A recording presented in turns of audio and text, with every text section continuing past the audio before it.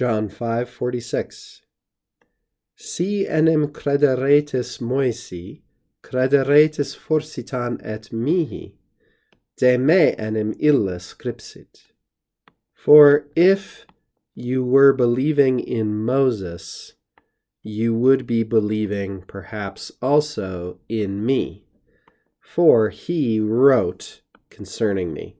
There's a couple interesting things to comment on here. First and most important is these words right here, which are part of a contrary to fact conditional. These sometimes go by different names, but the basic idea should be similar across all the different grammars you might consult. And the idea here is in the imperfect subjunctive for present, meaning we can say, if you were believing in Moses, but you're not, implied, then you would now be believing in me, but you're not, implied.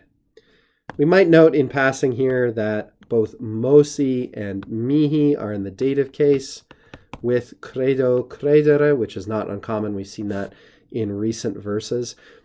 When do we use this construction? We use this construction when we want to contrast what is really happening now with what could be happening but isn't. That's the notion of the contrary to fact part.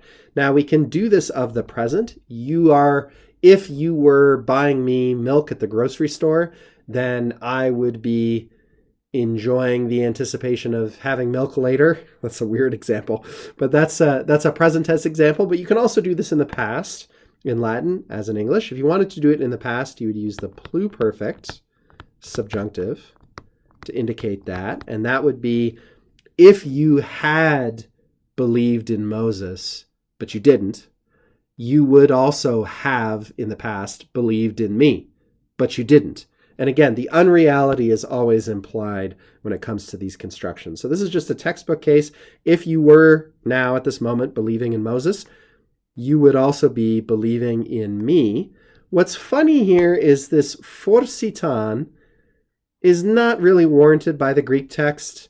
Erasmus, in his 16th century annotations on Jerome's Vulgate for this passage, points out that this must be the translator trying to render the untranslatable Greek particle on, which occurs in these kinds of constructions in Greek. But forsitan, Erasmus complains, erroneously introduces the sound of kind of doubt into this assertion of Christ's, when in fact there is no implied doubt in the original assertion. So if we were to translate this Latin version, we'd say, if you were believing in Moses, you would perhaps or probably be believing in me.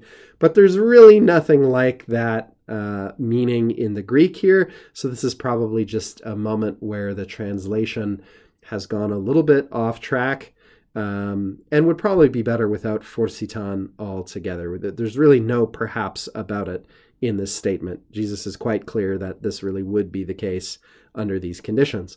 And then the last bit is relatively easy by comparison. For, that's giving our signal that we're explaining what we've said earlier.